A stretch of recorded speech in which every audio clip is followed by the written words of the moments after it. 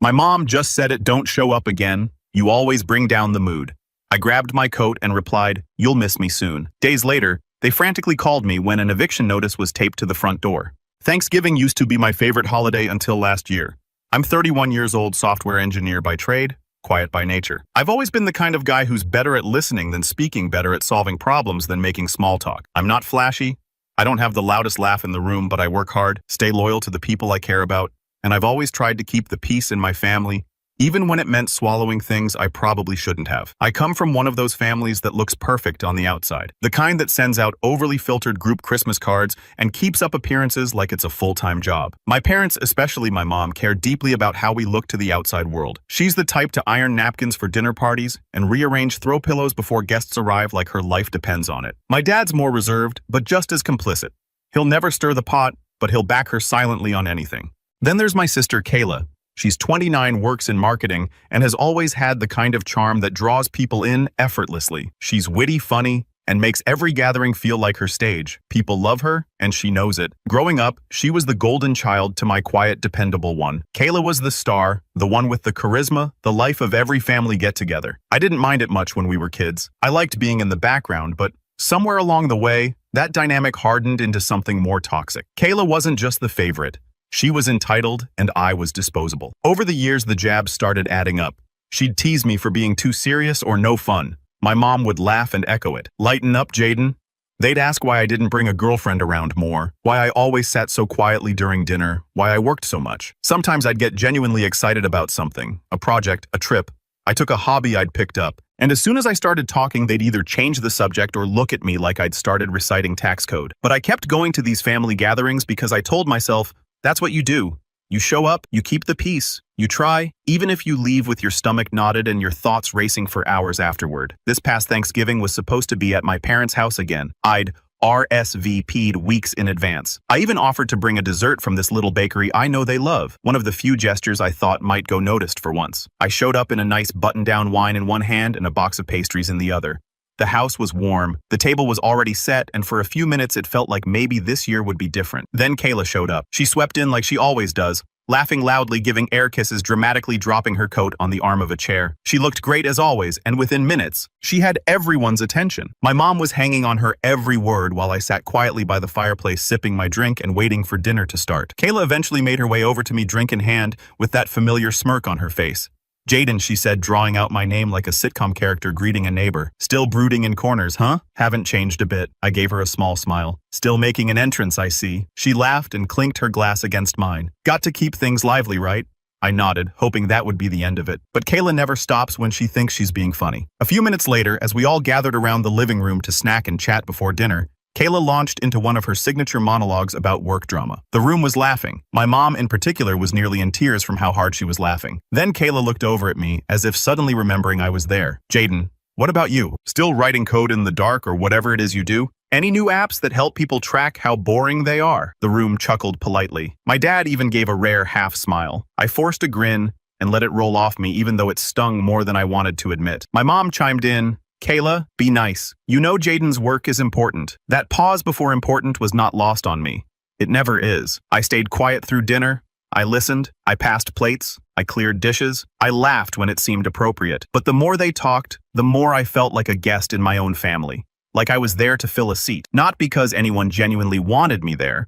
The final straw wasn't dramatic. It wasn't some explosive argument or broken dish. It was subtle, sharp, in its simplicity. After dessert, my mom pulled me aside into the hallway, away from the others. She smiled that rehearsed hostess smile she always wears when she's about to say something uncomfortable. Jaden, she began. I wanted to talk to you about something and I hope you won't take it the wrong way. My stomach dropped. Okay, she glanced down the hall. Then back at me. I think maybe it's best if you sit out Christmas this year. I blinked. What? It's not anything personal, she rushed on. It's just, well, the energy is always a little heavy when you're here. You're very serious and the rest of us we want to enjoy the holidays, you know? I stared at her stunned. So because I'm not cracking jokes every 5 seconds, I bring down the mood. She winced at the phrase.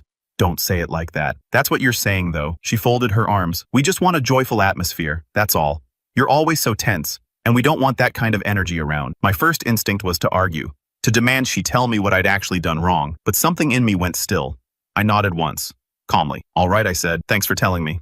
She looked relieved, as if I'd saved her from an uncomfortable scene. I knew you'd understand. I didn't say another word. I just grabbed my coat, walked to the door, and left. But here's the part she didn't know. The house my parents live in, the one where they just uninvited me from the holidays, belongs to my best friend Noah. He and I went to college together. I helped him with a project that ended up turning into a property management company. Years later, when my parents needed a place and Noah was looking to rent out the house, I connected them. They had no idea he and I were close. Noah likes to keep his tenants at arm's length, and I never brought it up. They just assumed I was the quirky IT guy who helped with the paperwork. And I let them. But as I walked out of that house into the cold November night, I pulled out my phone. I didn't go home. I went to Noah's place and I told him everything. That was the night everything changed.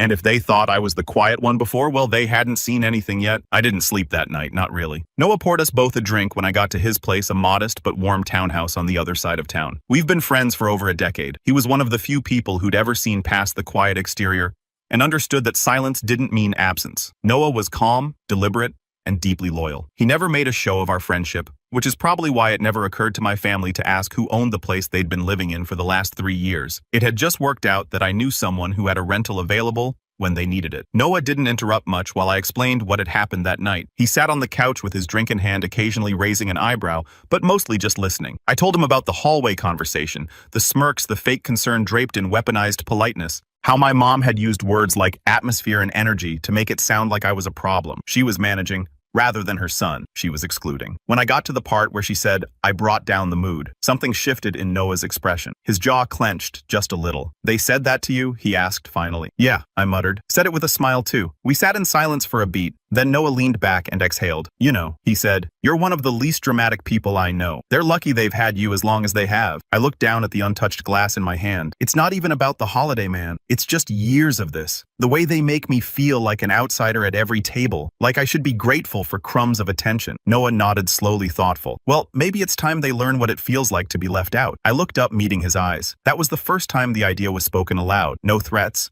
No big declaration of revenge, just the spark of a decision. I didn't tell him to go through with anything that night, but something clicked into place. A quiet resolve that started to take shape as the hours passed. It was no longer just about being hurt. It was about everything leading up to this point. The years of subtle cuts, the casual dismissals, the one-sided effort. I'd been told to stay away, so I would, but they weren't going to enjoy it. I didn't return any texts the next day, not that there were many. Just a quick, hope you got home safe. From my dad, that felt more like a formality than concern. My mom didn't reach out at all. Kayla posted a bunch of pictures on Instagram from the dinner captioned, another amazing Thanksgiving with my favorites. I wasn't in a single one. There was even a group shot at the dinner table. My chair had been filled by Kayla's new boyfriend, Jesse, who had apparently flown in last minute from LA and was now their new favorite person alive. That part stung more than I wanted to admit. A few days later, the group chat lit up with plans for Christmas. Kayla suggested a weekend getaway instead of a traditional dinner. Let's rent a cabin this year, something festive and fun. Maybe a little bougie LOL. My mom immediately agreed, raving about fireplaces and snow and just family. My name was never mentioned. I watched the conversation unfold like a ghost scrolling through someone else's memories. I could have said something. I could have called them out, but I didn't because I was already working on something else. I met with Noah again the following weekend. This time, it wasn't a vent. I want to terminate their lease, I said. Noah raised an eyebrow, but he didn't look surprised. You sure? They don't want me around, I said, keeping my voice even. Fine. But they don't get to have their cake and eat it too. They can make their cozy little group and pretend I'm the problem, but they can do it somewhere else. Noah nodded. It's legal. The lease renews month to month now and they're outside of contract. I'll give the standard 30-day notice. Make it 72 hours, I said. He looked at me carefully. That's aggressive. They've been late on rent 3 times in the last year. That's breach enough, isn't it? Noah thought about it, then slowly nodded. Yeah, I have the documentation. If they push back, I've got cover. Then do it. I didn't watch them get the notice.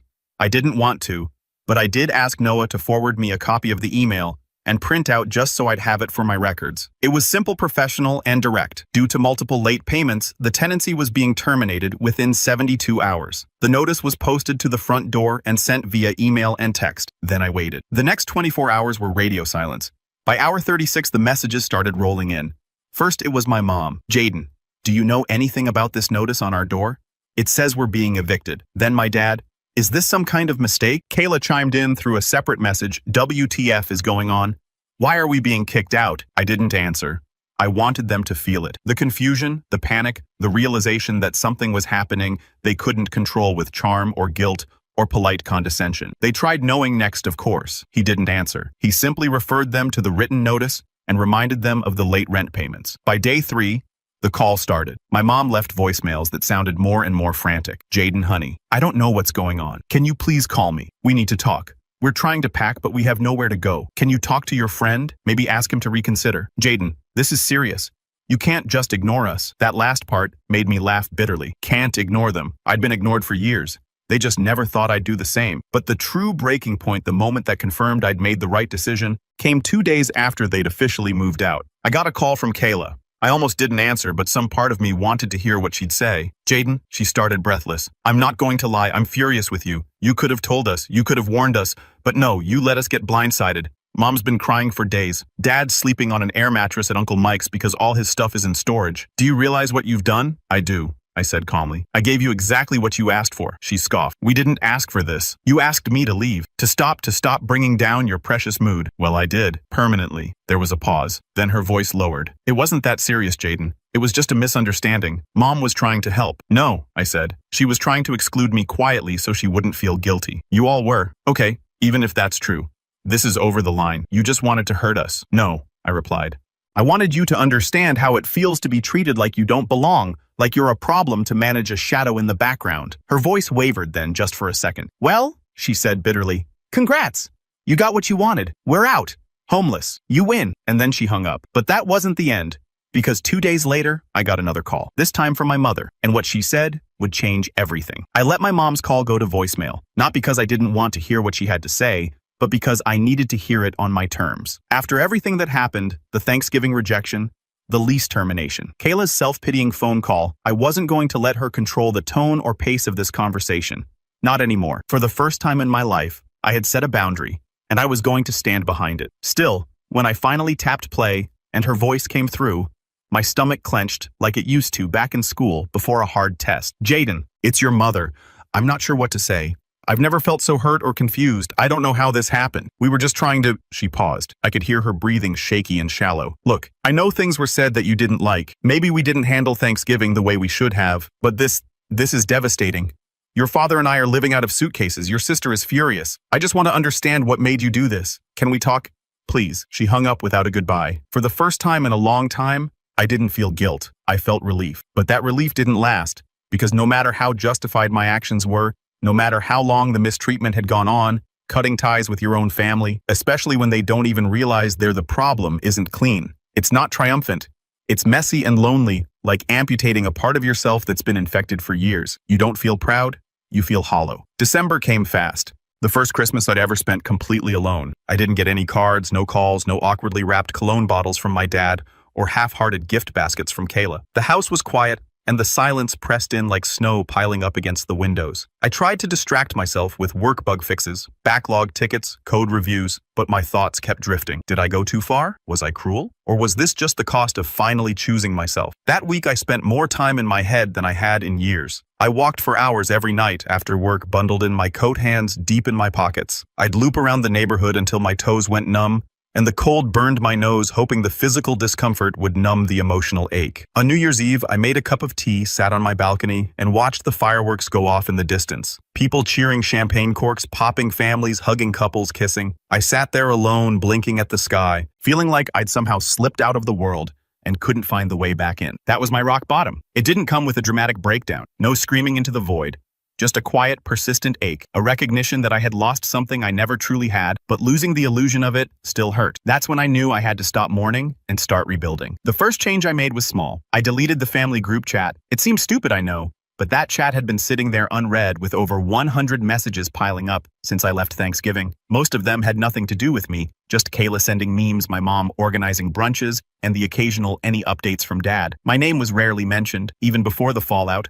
I had been a bystander in that chat. Deleting it felt like closing a door that had been left half open for too long. The next change was harder. I stopped checking Kayla's Instagram. It had become a quiet addiction, scrolling through her curated life. The new apartment she'd found with Jesse, the fake smiles, the captions about healing and new beginnings. It made me feel like I was the villain in someone else's narrative. She was painting herself as the wounded sister bravely moving on from the brother who had lashed out. I couldn't control what she said, but I could control what I consumed. So I unfollowed, then blocked. And for the first time, her life stopped bleeding into mine. I spent January in what I called quiet mode.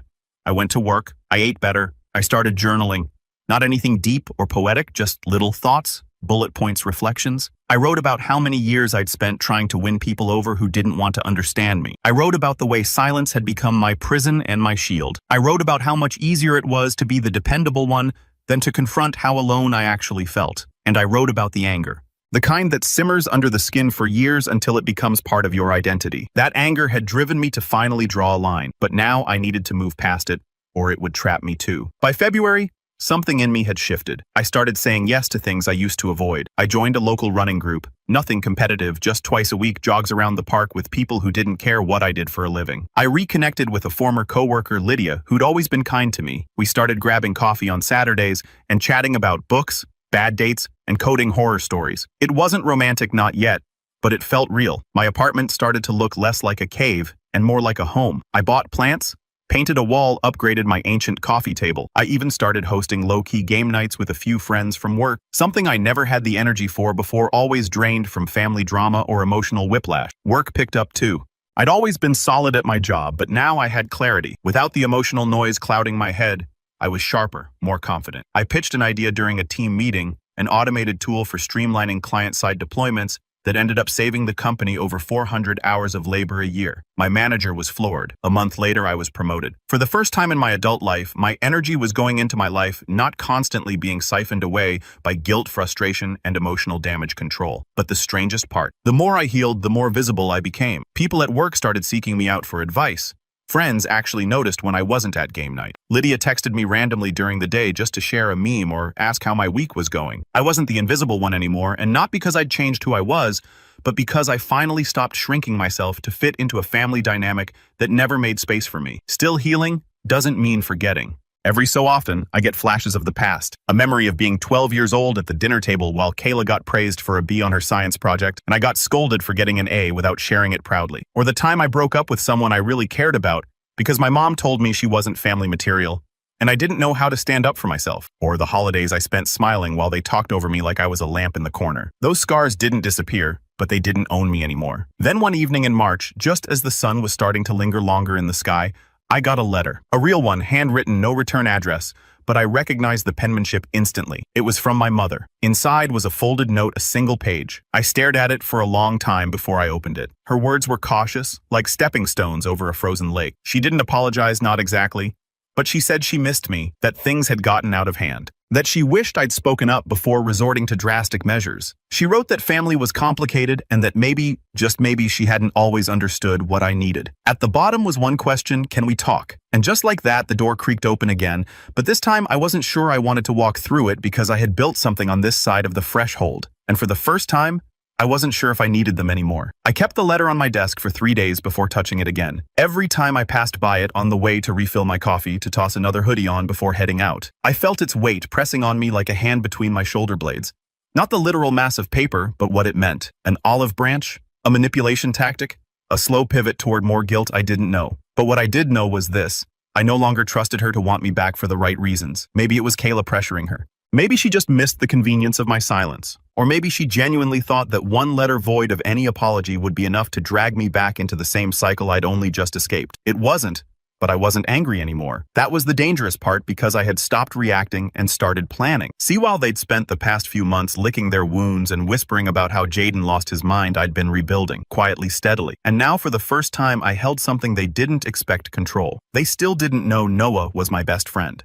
They still didn't know why the lease had really been terminated, and they had no idea that I now owned a small but growing portfolio of properties in the same city they were desperately scrambling to rent in. Let me explain. Back when I got my promotion in February, I didn't just upgrade my coffee table. I also started putting serious money into real estate, something I'd been meaning to do for years, but never had the focus for. I bought my first duplex on the west side, then a triplex near downtown through an LLC. Noah helped me set up. Noah and I had been talking about expanding his management company, and he offered to help me get started. He'd handle tenants and paperwork, I'd supply the capital and digital tools. By the time April rolled around, I had stakes in 4 properties across the city, one of which, unbeknownst to my family, was the exact building Kayla was currently applying to move into. Let me backtrack. After I blocked her on social media, I figured that would be the end of our digital overlap. But a friend of mine from college, Sarah, works as a leasing agent and occasionally texts me weird tenant stories. 2 weeks after I closed on the third building, she sent me this. You'll never believe who just walked into my office asking about Unit 3B. Your sister, full influencer mode, wants hardwood floors and a discount. I stared at my phone for a second. Kayla had no idea I owned that building. To her, it was just another upscale but affordable listing in a hot area with good lighting for Instagram photos. I told Sarah to act normal, run the credit, take the application but send it to me for review. She laughed. You sure positive, I said. This is perfect. So now I had a choice. I could deny her outright and let her spiral again. Or I could approve her, let her get comfortable, let her believe she'd moved on, gotten her fresh start, let her settle in and then tighten the screws one policy at a time. But I didn't rush it. Because the best revenge is never rushed. I wanted everything in place first. That's when I began my real work. First, I sat down with Noah and explained the entire situation, not just the Thanksgiving disaster, but years of built-up resentment. The way my family used charm like a blade and guilt like a leash, how they had taught me to shrink myself to fit into their narrative, and how I'd finally outgrown it. Noah listened, nodded, and poured me a drink. You want support, he said? You've got it. What's the plan? I took a breath. I want to pull the thread, I said, not just at Kayla, but at the whole web. My parents are still pretending this was a misunderstanding. I want to show them it wasn't. I want them to see how far I've come and what it costs to ignore someone like me. Noah raised his glass. To inconvenient sons, he said, and we clinked. Next, I began collecting receipts. Not literal receipts, though there were plenty of those too, but moments, patterns, proof. I dug through old emails, family group messages, the ones I hadn't deleted, even voice recordings I'd made during therapy sessions where I'd vented about family dynamics. This wasn't for legal reasons. It was for clarity. I needed to remember why I was doing this to keep my resolve from softening under the weight of nostalgia. Then came the trickier part. I reached out to my cousin Devin. Devin was one of the only extended family members who ever really saw what I went through. He'd been at countless holidays, watched Kayla steal the spotlight, watched my parents brush me aside like I was just moody. We weren't close growing up, but he'd always given me a nod of understanding. Like he got it even if he couldn't say anything. He answered on the second ring. Jaden, hey man, got a minute. For you always. What's up? I need a favor. I told him the gist, leaving out the real estate angle, just saying I wanted to quietly show Kayla and my parents that I wasn't the invisible kid anymore, that I'd built something that I wasn't afraid to play the game on my terms. Devin chuckled. You finally going to let the beast out? Not all the way. I said just enough to rattle the cage. He agreed to help. Nothing dramatic, just some light nudging in the right ears.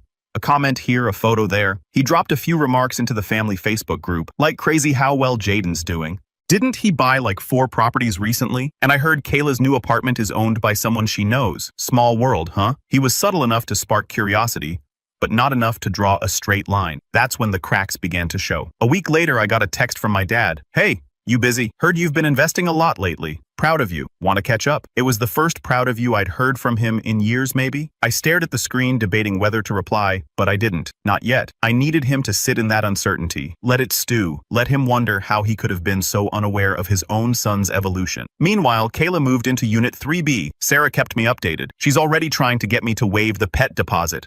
She texted. Says her dog's an emotional support animal. I rolled my eyes. Let her file the paperwork. No exceptions. Kayla was used to charm getting her out of rules, but not in my building, not under my policies. By the second week, she was asking for upgraded blinds and calling the handyman twice a day. I approved the maintenance, but with response windows of 72 hours, not instant. Standard policy. Nothing cruel, just enough to bother her, enough to chip away at the illusion of control. Then came the cabin plan. I got an email from my mother. A PDF invite to Christmas Cabin 2.0 complete with stock photos of snow-covered pine trees and a schedule of cocoa hours, gift exchanges, and movie nights. At the bottom in bold font, we'd love for you to join us this year, Jaden. Let's leave the past in the past. It would have been hilarious if it wasn't so transparently manipulative. They wanted the photo op, the redemption arc, the story they could tell their friends. We had a rough patch, but everything's fine now. They wanted me to forgive and forget, but only in a way that served their narrative. I closed the PDF without responding. Instead, I called Noah. Is Unit 2 still empty?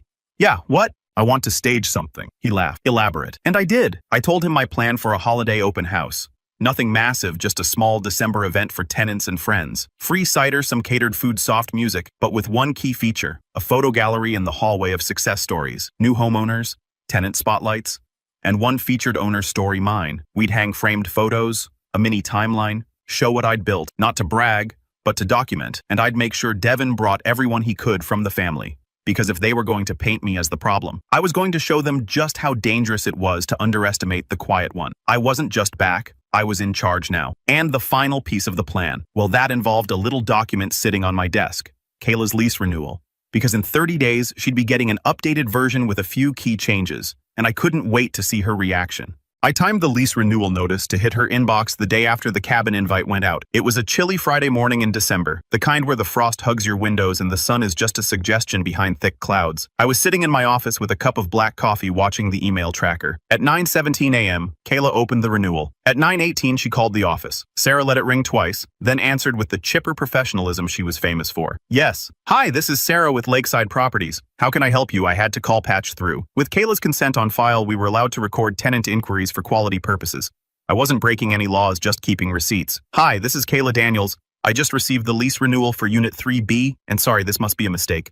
My rent's going up by 15%. That's illegal, right? Sarah kept her tone neutral. Actually, since your lease is ending and the unit is now month to month, we are within our legal rights to increase the rent with 30 days notice. It's part of the terms you signed when you moved in, Kayla stammered. Okay, but I've been a great tenant. I haven't caused any issues, and you haven't even fixed the blinds I requested 2 weeks ago.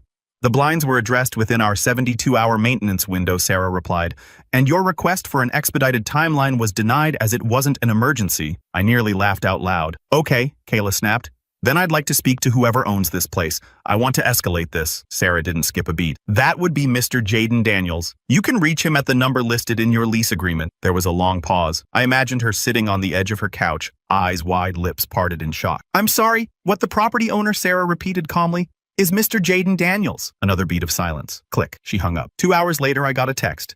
Jaden, we need to talk.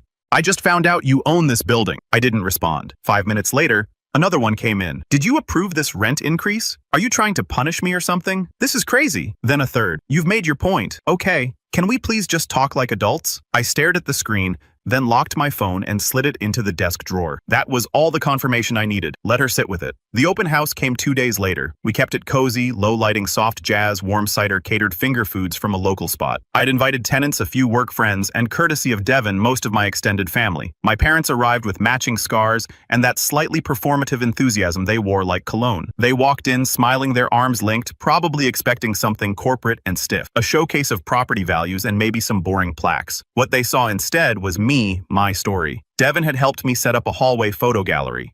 It started with a simple headline, The Quiet One, Jaden Daniels' Journey. Beneath it were framed photos. One of me and Noah from college, one of our first duplex purchase, a few renovation before and after. Then came a timeline promotion, first property, LLC formation tenant growth. It was subtle, but deliberate, professional, but deeply personal. My parents stood in front of it for a long time. I watched them from across the room, nursing a drink and chatting with a tenant about heating upgrades. My mom tilted her head at one of the framed invoices. My dad squinted at a photo of me holding keys. Then my mom turned, scanned the room, and locked eyes with me. She looked unsure, like someone who just opened a door and realized they were the guest, not the host. She approached slowly. My dad followed. Jaden? She said, folding her hands in front of her. This is impressive. I nodded.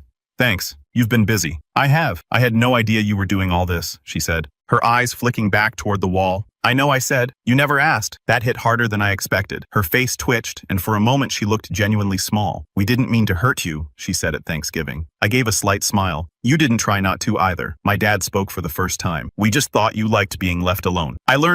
I replied, but that doesn't mean I wanted to be invisible. There was a pause. My mom opened her mouth, then closed it. Then she said, we got your invitation to the open house. We weren't sure if it was a peace offering or a message. I tilted my head. Why not both? Before she could reply, Kayla walked in late, of course dressed to be noticed. She froze the moment she saw the gallery wall. Her eyes tracked the timeline, then the photos, then the title, The Quiet One. Her lips parted slightly, but no sound came out. She made her way to me with tight, controlled steps. Is this some kind of joke, she asked, her voice low and sharp. Nope, I said calmly. You invited the whole family to this just to show off. I invited the people who always wondered what I was doing while you were talking over me. Her nostrils flared. You're raising my rent. You're humiliating me. I'm treating you like any other tenant. Equal rules, equal treatment. Isn't that what you always said you wanted, equality? She scoffed. You're just bitter. This whole thing, it's a revenge fantasy. I smiled, slow and deliberate. No, Kayla, this is closure. Her face twisted. She looked at our parents, who said nothing. My mom looked down. My dad rubbed the back of his neck. Kayla stormed out. I let her go. Later that night, Devin came up beside me with a cup of cider. Think she'll move out? Maybe, I said. Or maybe she'll stay and learn what it means to have a landlord who doesn't bend. He chuckled. Well, if this was chess, you just played a flawless endgame. I nodded, watching the last guests trickle out. I didn't need to destroy them, I said. I just needed them to see me, and for the first time in my life, they finally had. As the lights dimmed and the hallway emptied, I walked past the gallery one last time, eyes tracing the photos from start to finish. A quiet smile pulled at my lips. They told me I brought down the mood. So I rewrote the whole story, and now I own the house.